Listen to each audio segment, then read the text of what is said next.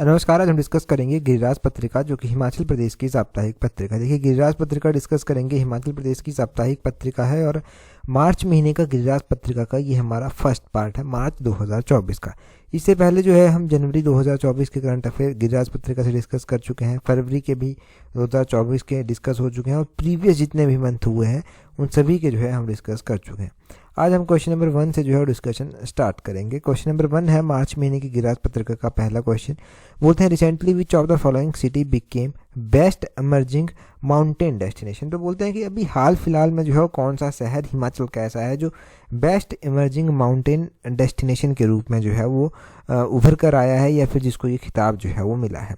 देखो, हाल ही में जो है वो हिमाचल प्रदेश का ये शहर मैक्लोडगंज है। ऑप्शन बी जो है वो सही आंसर है। मैक्लोडगंज जो कि डिस्ट्रिक्ट कांगड़ा में पड़ता है, ये जो है वो सर्वश्रेष्ठ शहर और पर्वतीय गंतव्य के रूप में जो है वो उभर कर आया है। पूरा डिटेल से जानते हैं कि गिरिराज पत्रिका में क्या आया था। देखो, तो हिमाचल प्रदेश का जो कांगड़ा जिले का धर्मशाला के समीप एक पर्यटन स्थल है मैक्लोडगंज।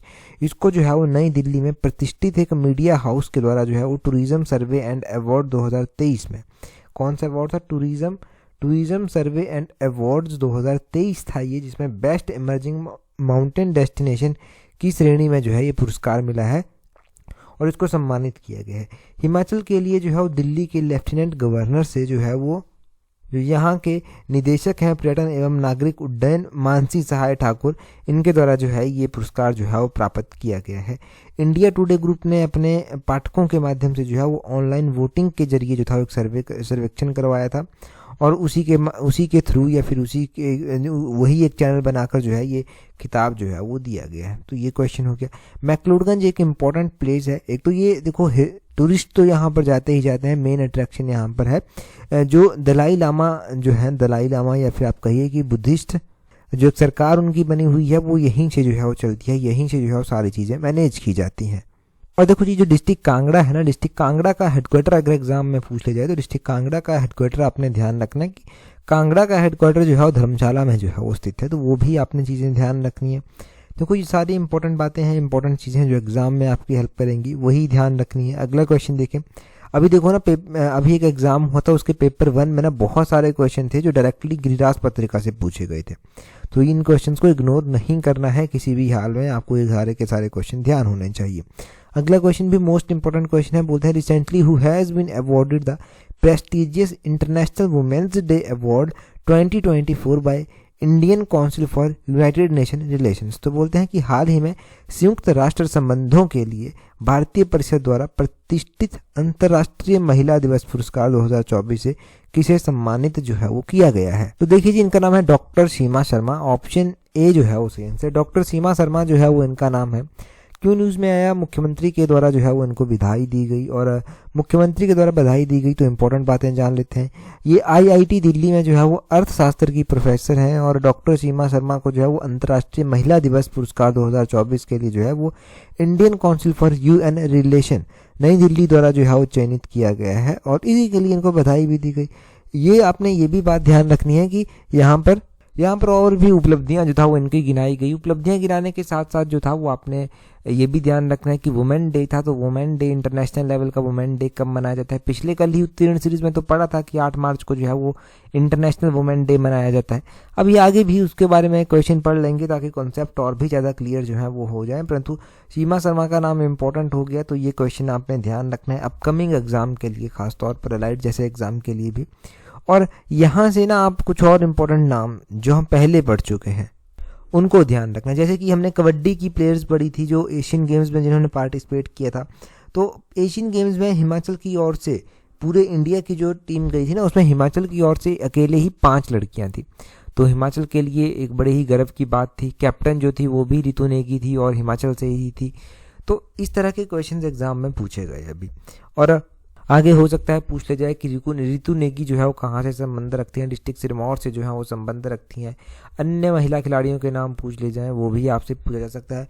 एक और नाम हम अक्सर पढ़ते रहते हैं जब भी कोई इस तरह की गेम्स आती हैं, वो है निषाद कुमार। तो निषाद कुमार के द्वारा भी जो है वो अवार्ड जीते जाते हैं। निषाद कुमार जो है वो हाई जंप में जो है वो अवार्ड जीते हैं और ये पैरालंपिक्स खेलों में जो है वो अवार्ड जीते हैं। जब टोक्यो में गेम्स हुई थी 2020 में, तब भी इन्होंने अवार्ड जीता था, वो भी चर्चा में आए थे।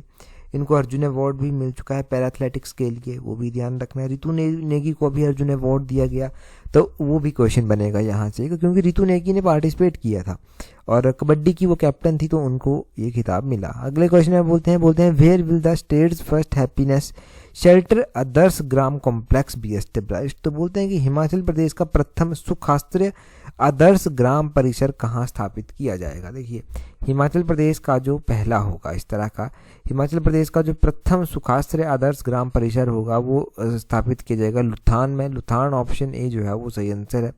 क्या यहाँ से कुछ और भी याद रख सकते हैं कि लुथान कहाँ पर स्थित है, या फिर कोई और क्वेश्चन इस तरह का बन सकता है, तो क्या है वो क्वेश्चन। देखिए, पहली बात ध्यान रखने की लुथान जो है वो डिस्ट्रिक्ट कांगड़ा में जो है वो पड़ता है, जहाँ पर ये पहला इस तरह का जो है वो प्रथम सुखाश्रय आदर्श ग्राम परिसर जो है वो स्थापित किया गया है। साथ में आपने क्या ध्यान रखना है, साथ में आपने ध्यान रखना है कि इसी दौरान जो है वो जो मुख्यमंत्री का दौरा था, इसी दौरान 205 करोड़ रुपए की लागत से 11 विकासात्मक परियोजनाएं थी जिनके शिलान्यास जो है वो किए गए। लुथान में हिमाचल प्रदेश का जो है वो पहला सुखाश्रय आदर्श ग्राम परिसर, इसका शिलान्यास रखा गया। और ज्वालामुखी मंदिर या फिर ज्वालामुखी कॉन्स्टिट्यूएंसी भी विधानसभा की पड़ती है, जहां पर इसका जो है वो शिलान्यास किया गया। तो आपने एक बात यहाँ से ये नोट करनी है कि ज्वालामुखी मंदिर जो है ना, इसके बारे में भी क्वेश्चन जो है वो पूछा जाता है। ज्वालामुखी मंदिर का क्वेश्चन पूछा जाता है कि किसने जो था वो ज्वालामुखी मंदिर से कुछ किताबें उठाई थी, हिंदू जो टेक्स्ट थे उनको उठाया था और संस्कृत में वो लिखे गए थे, फिर उसको जो था वो पर्शियन में जो था वो ट्रांसलेट करवा दिया गया था। तो ये था फिरोज शाह तुगलक। फिरोज शाह तुगलक के द्वारा जो था ये किया गया था कि यहाँ से हिंदू किताबों को उठाकर जो था वो फारसी में जो था वो ट्रांसलेट करवा दिया गया था। फारसी में तो ट्रांसलेट करवाया ही गया था, परंतु साथ में उनका नाम भी जो था वो चेंज कर दिया गया था। लगभग 1300 के करीब जो था ये किताबें थी यहाँ पर रखी गई थी, ये ध्यान रखना है आपने। और ये फर्स्ट सुल्तान बना था फिरोज शाह तुगलक ऐसा, जिसने इस तरह का कार्य जो था वो कोई किया था। ठीक है जी। और खलीद खनी नाम था जिसने किताबों को ट्रांसलेट किया था। ठीक है जी, खलीद खनी नाम था जिसने किताबों को ट्रांसलेट किया था, वो नाम भी आप ध्यान रख सकते हैं। अगला क्वेश्चन देखते हैं जी हमारे पास क्या पूछा गया है यहाँ पर। बोलते हैं अगले क्वेश्चन में, बोलते हैं what is the capacity of Chhanju 3 hydro electric power plant. देखो, इस तरह के हाइड्रो पावर प्लांट एग्जाम में पूछे जाते हैं। छांजू 3 परियोजना की यहाँ पर स्पेसिफिक रूप से बात हो रही है। तो ये परियोजना कितने मेगावाट की है, कहाँ पर स्थित है, ये तो बड़ा ही बेसिक क्वेश्चन यहाँ का हो जाएगा। पहले आपने ध्यान रखना है कि ये परियोजना जो है वो 48 मेगावाट की है, ऑप्शन ए जो है वो सही आंसर हो जाएगा। दूसरी बात ध्यान रखनी है कि ये परियोजना स्थित कहाँ पर है, तो ये परियोजना जो है वो डिस्ट्रिक्ट चंबा में जो है वो स्थित है। यहाँ पर थोड़ा सा इसके बारे में डिटेल से लिखा गया है, वो हम देख लेते हैं। छांजो 3 हाइड्रो इलेक्ट्रिक प्रोजेक्ट जो है ना, ये प्रोजेक्ट जो है वो हिमाचल प्रदेश में स्थित है। 48 मेगावाट का प्रोजेक्ट है। ये धनटोई विलेज है एक डिस्ट्रिक्ट चंबा का, जहाँ पर ये स्थित है। क्योंकि गिरिराज पत्रिका में आया था तो कुछ हाइड्रो इलेक्ट्रिक प्रोजेक्ट का जो है एस्टिमेट दिया गया था, इसमें से हमने छांजो प्रोजेक्ट जो है वो निकाला क्वेश्चन के रूप में। मुख्य रूप से छांजो 3 परियोजना जो था हमारे यहाँ पर डिस्कस हो गई। इससे पहले भी क्या हम कोई परियोजनाएं पढ़ चुके हैं, अगर पढ़ चुके हैं तो वो कौन कौन सी इंपॉर्टेंट परियोजनाएं हैं और उनके बारे में क्या क्या क्वेश्चन जो है बनते हैं।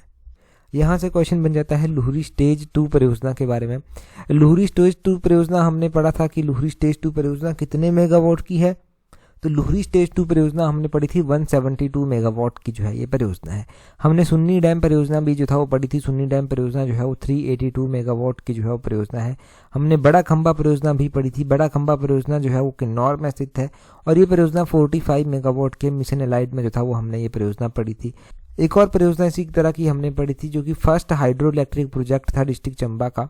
तो first hydro electric station district Chamba में कमीशन किया गया था 1910 में, वो हमने पढ़ा था। तो इस तरह के क्वेश्चन अभी तक हम रिवाइज कर चुके हैं। अभी देखो धीरे धीरे ना ये क्वेश्चंस का एक क्वेश्चन बैंक आप कहेंगे, क्वेश्चन बैंक आपके पास तैयार होता रहता है।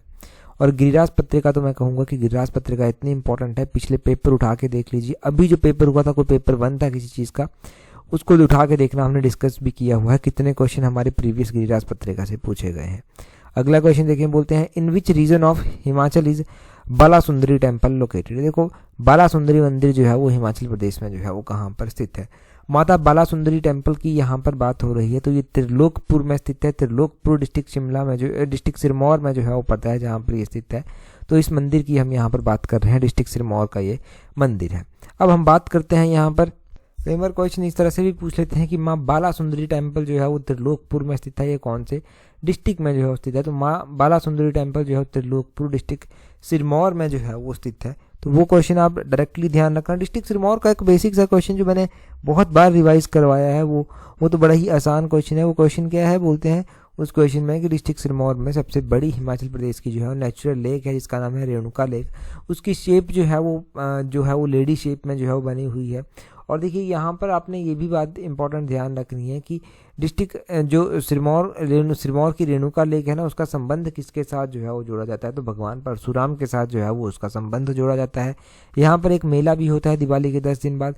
जब ये मेला हुआ था तब हमने वो मेला भी जो था वो पढ़ा था कि कब ये मेला जो है वो होता है, और उस मेले के बारे में इंपॉर्टेंट फैक्ट भी जो था वो जाने थे। अभी देखो जैसे ही शिवरात्रि हुई, शिवरात्रि का भी इंटरनेशनल लेवल का मेला है, मंडी में जो है वो होता है, पड्डल ग्राउंड में जो है वो होता है मंडी के, वो आपने ध्यान रखना है, क्वेश्चन वो भी इंपॉर्टेंट है। अब हम इंपॉर्टेंट टेम्पल्स की बात कर लेते हैं। जैसे कि हमने ज्वालामुखी मंदिर पढ़ा था, वो कौन से आर्किटेक्ट स्टाइल में बना हुआ है? वो डोम आर्किटेक्ट स्टाइल में जो है बना हुआ है। एक शिकारी देवी मंदिर जो है वो स्थित है, वो कहाँ पर स्थित है? वो मंडी में जो है वो स्थित है। कामाख्या देवी टेम्पल है, कामाख्या देवी टेम्पल करसोग में भी जो है वो स्थित है। हडिम्बा माता का मंदिर है जो कि एलाइड सर्विसेज में तो पूछा ही गया है, परंतु बाकी पब्लिक सर्विस कमीशन के एग्जाम्स में भी पूछा गया है। शिखर आर्किटेक्ट स्टाइल में ये बना हुआ है, और मनाली या फिर कुल्लू डिस्ट्रिक्ट आप कह लीजिए, यहाँ पर ये स्थित है।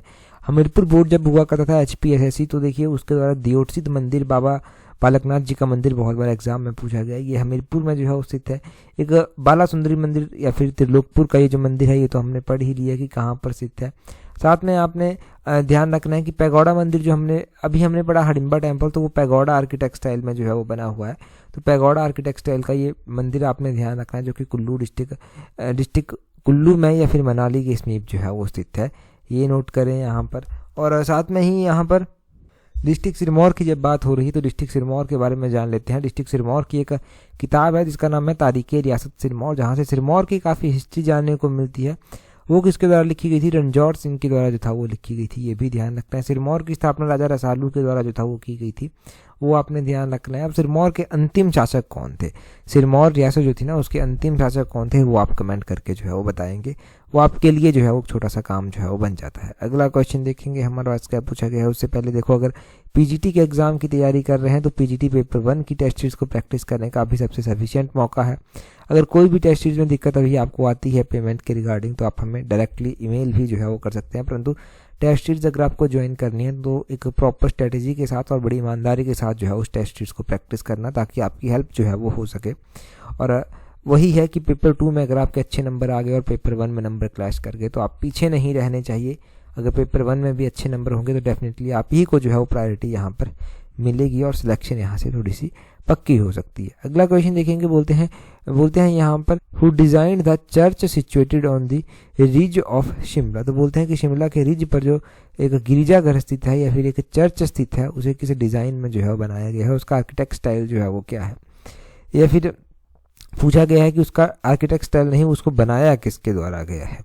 ठीक है जी, उसका डिज़ाइन किसके द्वारा किया गया था उसको? तो उसका डिज़ाइन किया गया था तैयार कर्नल JT बॉयलू के द्वारा। ऑप्शन बी जो है उसे आंसर है। बॉयलगंज के नाम से ही इनका नाम बनता है, तो बॉयलू इस तरह से कुछ इनका नाम है, कर्नल JT बॉयलू।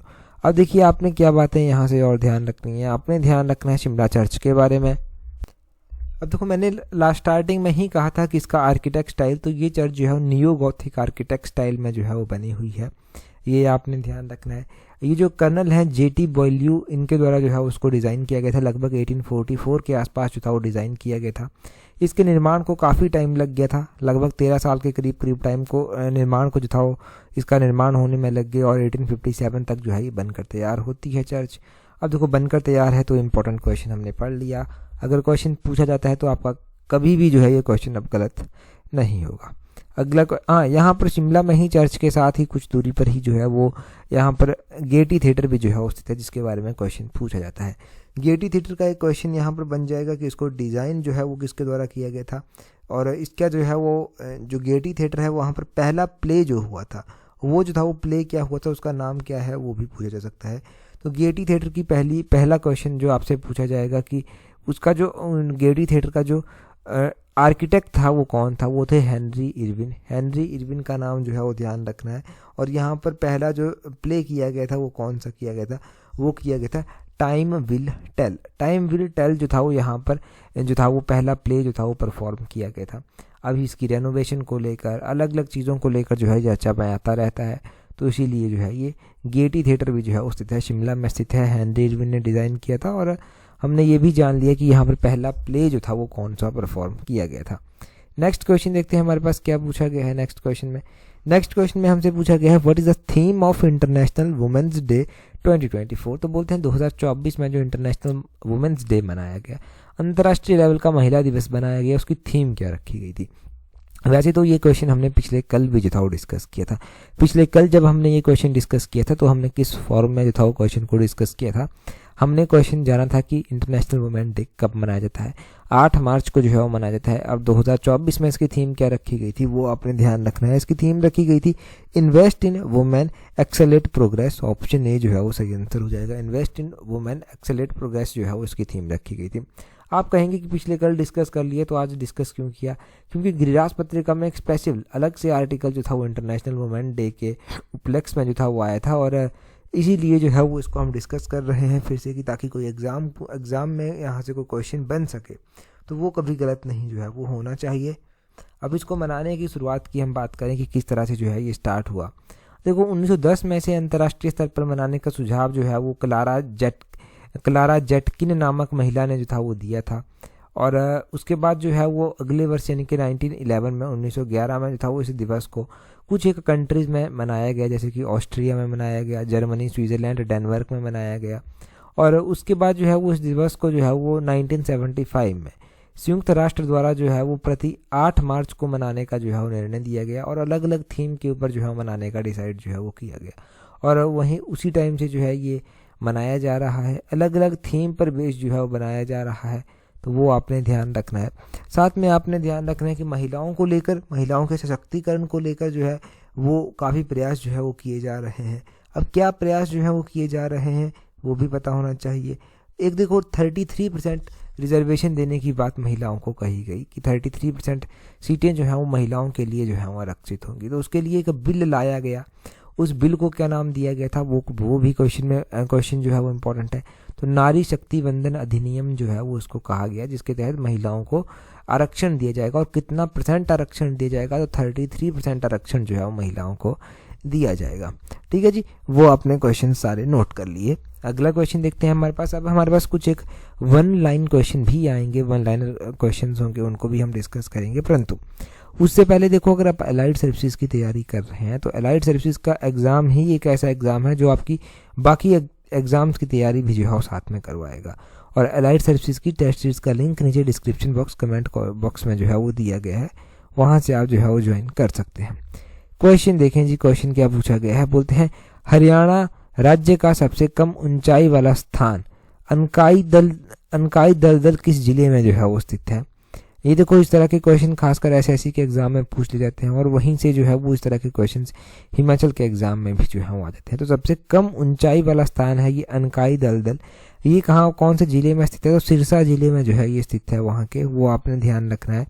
अगले क्वेश्चन में बोलते हैं विश्व के प्रथम शाकनाशी का नाम क्या है। शाकनाशी यानी कि खरपतवार नाशक जो होता है वो आप कह देंगे।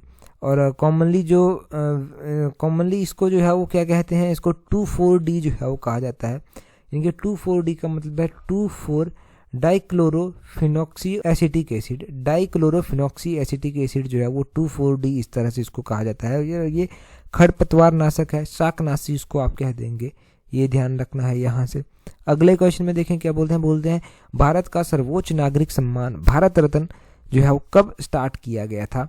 देखो, भारत रत्न जो था वो कब स्टार्ट किया गया था और किसको जो है वो सबसे पहली बार दिया गया, अभी किसको दिया गया, ये क्वेश्चन यहाँ से इम्पोर्टेंट है।